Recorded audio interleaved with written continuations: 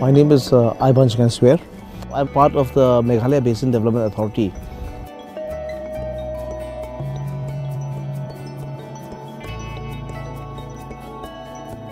And we are working in tandem with various national and international agencies whereby we want to bring about a change in the approach to development so that we have a very inclusive approach to each and everyone living in the state of Meghalaya. Malayalam Sacred Grove. It is about 76.8 hectares of land, this particular stretch of forest. And it has been here for the last 700 to 800 years, untouched.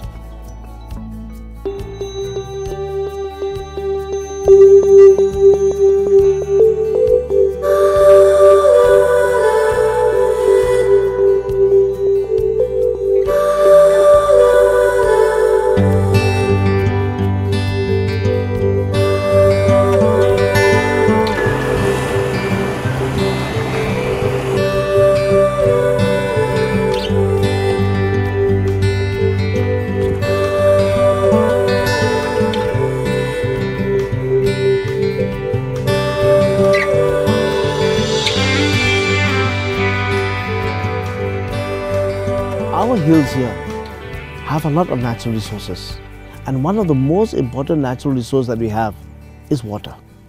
Now water, we realize that we are only dependent on rainwater for our sources, and for drinking water we are dependent on our springs. Now for water to go to the springs, it needs a catchment area, and that's why these kinds of sacred forests have been created in the catchment area or the top of the catchment area of a particular of every stream. It's not only one, there are hundreds of these sacred forests stretch all over Khasi and Giant Hills. Now one thing is that why sacred? In those days where perhaps there was no laws, that to protect forests from people. So if I'm going to say that this forest is sacred, sacred means related to God, related to some religious activities, and people obey that. Because of these sacred forests that we have at the strategic places of a catchment area, now the water that we get is from these forests, and they are the source of clean drinking water which our people enjoy till today.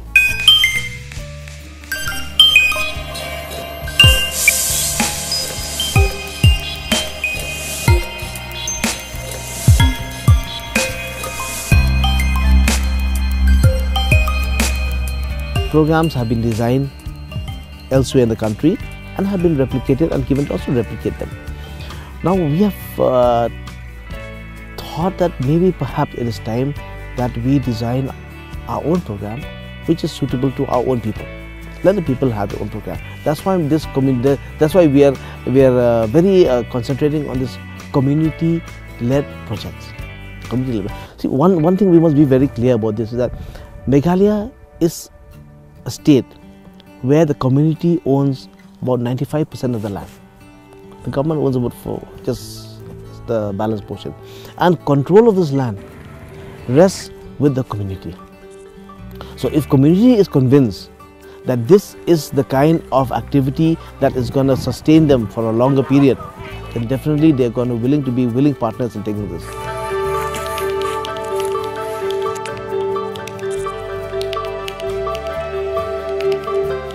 But the most importantly is how do we involve the communities. Now we have a very strong village level administration system by the villagers, the Darbar Shnang, which is a very powerful organization in the village. So taking the help of them, the leaders of the village, we are now working towards how we can develop this at the village level. Doesn't go beyond that. The village leaders, they themselves will design, plan and execute the work in their villages.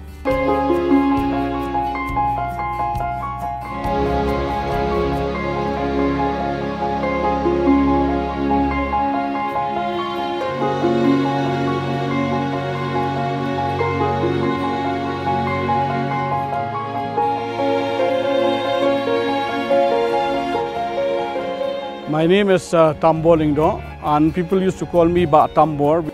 I am very happy to be born and brought up in Malayalam village, which has a a lot of history to tell to the people.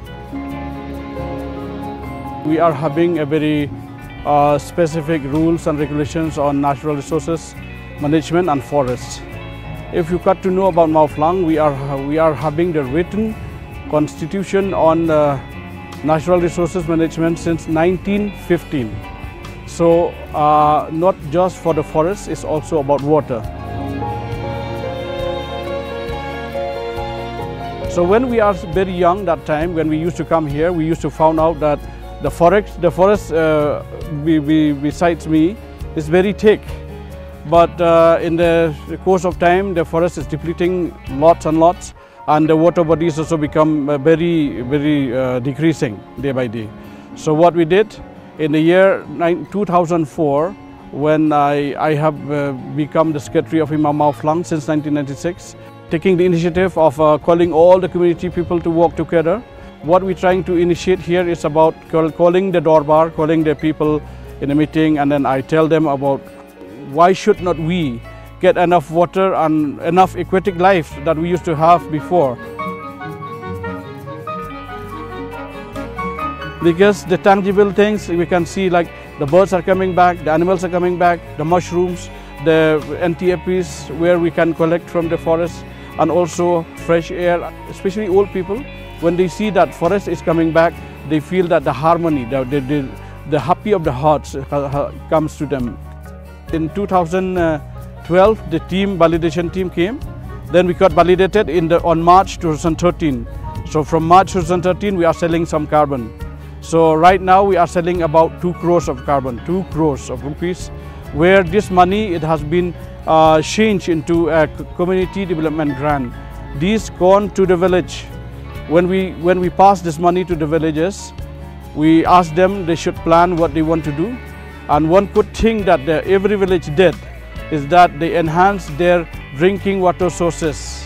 Because you know, in the Khasi tradition, that they don't allow the women to come to sit in the Dorbar, because the Dorbar is a resolution made by men only. But through the project, through this RED project, what we are doing is that we involve women to be the part of the LWC, Lower Working Committee, where 2 to 5 villages clustered together to really discuss things what is need to be done in the cluster level. By having women, we see that it empowered them a lot. What is the meaning of having a sacred grove? Is having to live in harmony between man and nature. So when we see around, even outside the sacred grove, what we want to see is that there should be aquatic life, enough aquatic life that they should be staying in their habitats. Who knows that if we are not intervening this, like here we are having the Sheikh Dam, if we are not intervening this in the right time, we would not have, or we would have missed all those kind of fishes that we used to have. Hey, I'm the tech darin implemented.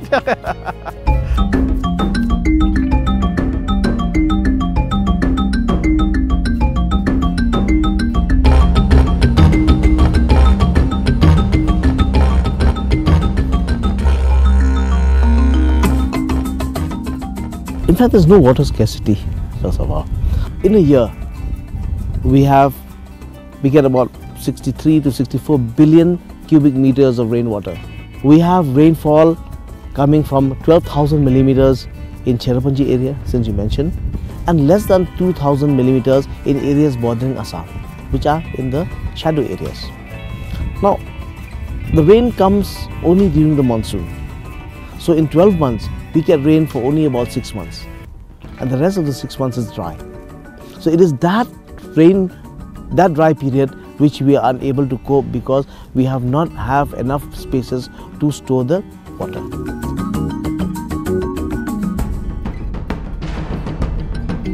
Now the question is that we have not yet been able to tap all this water and store this water in a mechanism, in a system where we can retrieve it. The only way is the aquifers.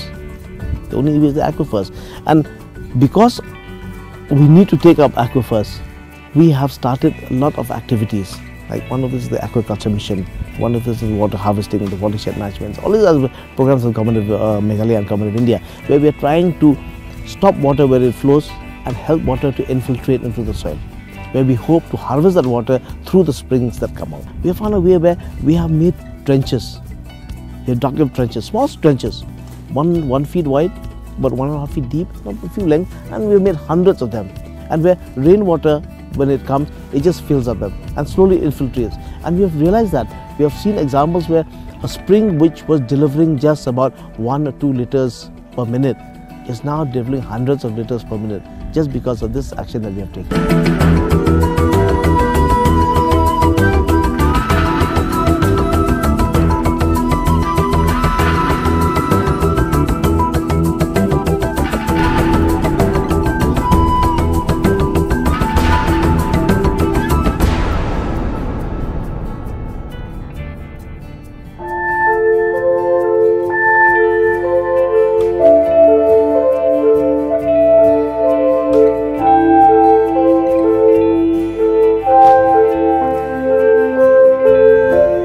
तो ये नया चालू हुआ है, पहले तो कोई यहाँ उधर से भी तान लेता है। पानी के लिए वही प्रॉब्लम है, इसलिए इन लोग को सेव करने के लिए कुछ मिला था बेसिन की तरफ से, स्कीम बताया है, बेसिन की तरफ से मिला है। ये डैम बनाया, इसमें डैम बना के फिर यहाँ से तान के पानी यहाँ से ऊपर फेंक देता हम लोग वाटर पंप से। To Meghalaya, the village. It's actually a model village. In that village, at one time, they had cleared all the forests.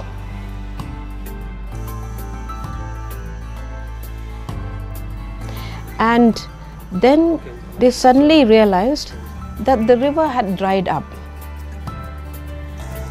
Then what they did was they again reforested that place, and again the river revived. There is a nice lake there, and that river is used to sort of water the plantations. There are betel nut plantations, orange plantations, downstream. That, I would say, is real community awareness and participation. About 7 years ago, the government of Meghalaya started the Meghalaya Basin Development Agency, basically to create livelihoods around river basins, because we have a lot of them, but they are used intermittently, either for fishing or for irrigation. I think because of this and all those jal kun that were created, this water policy also developed, because they felt that they needed a more comprehensive way of looking at water systems, river systems, lake systems in the state. What happened in Chennai, I think it really opened up our eyes, and we also decided, even civil society groups decided, we are going to support the government with this water policy and ensure that, first of all, those rivers that used to feed us drinking water be reclaimed and be reused, and not just for washing clothes, because you have to really see Meghalaya, the length and breadth of it. They're beautiful rivers, but all the rivers all along the line, people use it for washing clothes. So with detergents, and then and now what is worse is that they're being used to dump garbage. That really is heartbreaking. Women are the ones who go long distances to fetch water. They carry their little pots. You should see, if you go in the morning to any stream, there'll be a little bamboo thing. Yeah. So all the women are lining up there to fetch water, and especially in Jaintia Hills, where most of the rivers are now polluted, with acid mine drainage. See, you can do your mining, but you can do it, or you have to do it scientifically. This is what even the Supreme Court has told them. You come up with a mining policy, show how you can make it environmentally sustainable. If you can't do it, then you can't mine. There's no two ways about that. It's actually, the environment is for everyone. It's not just for 1 or 2 people. And 1 or 2 people making money is at the cost of so many lakhs of people who don't have drinking water today in that area. It's not sustainable to me.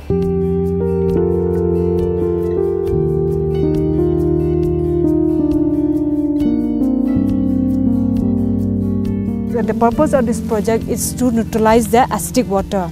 As you all know, like Jaintia Hill is famous for coal mining activity, and the problem like people facing here, it's like impacts of water quality. Due to mining activity, they have lost most of the precious waters, even stream, rivers, and even spring also due to seepage from the groundwater. It's a very simple technique where we introduce it to a layman person. They can easily adopt this technology. In coal mining activity, you could see pH it has been reduced drastically. Sometimes we could record 2.3 or sometimes 3 we can still record. But the ideal pH according to the research recommendation is 6.5. So on the stretch of stream we simply line the limestone. That also is a combination of both soft and hard local limestones. We put in between a Cabian check dam. Limestone, it releases calcium carbonate. The reaction it comes from coal is a pyrite. So carbonate and pyrite hydroxide, when it gets reactive, release more of hydroxyl ion. That's why the pH get increased. And that time, before treatment, I could not see, even here totally barren, full of sediments of this mine spoil. After 1 year, I could see the small water penny, and even the small aquatic plant also, the changes is there. Both of them beneath, both water and coal and mine. Why? Because without mines, no money. We can't get any money for any expenditure in our life. So just cooperate with this.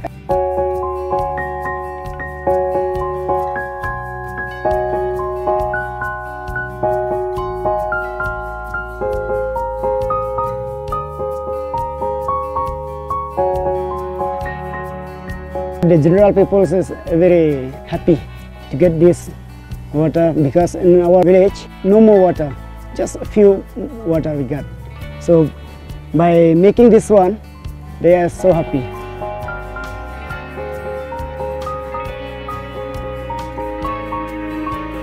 Before this water is not reach our village. Before we all work hard through going 100 or 200 meters for watching water, or by purchasing also from the other village. Acid water is not good for drinking. So before starting also this one, we have so many awareness programs. Coal mine, they dig the gold, but they don't know about water, because they have already got money, they can't purchase water. So we the poor people, we cannot purchase water. Even a single rich man, they don't make this, because they don't know the techniques. I think from now, then they can make